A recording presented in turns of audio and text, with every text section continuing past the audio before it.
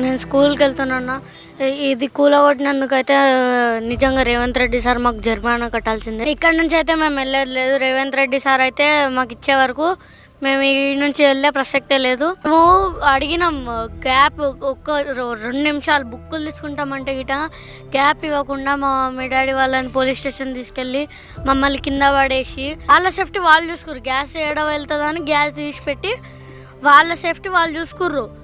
Books ఉన్నాయి, తినే తిండి ఉంది అని చెప్తే గిటంగా మమ్మల్ని కింద పడేసి వాళ్ళు వెళ్ళి అది గ్యాస్ తీసేసి బుక్స్ ఉన్నాయి అని అడిగినాం. అడిగితే గిటంగా మమ్మల్ని కొట్టి కూల్చేసిర్రు. రేవంత్ రెడ్డి సార్ అయితే నిజంగా ఇట్లాంటి సీఎంని నేను ఎక్కడ చూడలే. కేసీఆర్ సార్ అన్నప్పుడైనా మంచిగా ఉండే. ఇట్లా కూలగొట్టడాలు అయితే ఏం లేదు, ఇంకా ఇంప్రూవ్ చేయాలనుకున్నాడు. ఇంకా ఫెన్సింగ్స్ అవన్నీ వేద్దాం అనుకున్నాడు కానీ అవ్వలేదు. ఇంకా ఈ ఎలక్షన్స్ వచ్చేసరికి ఈయన గెలిచిండు.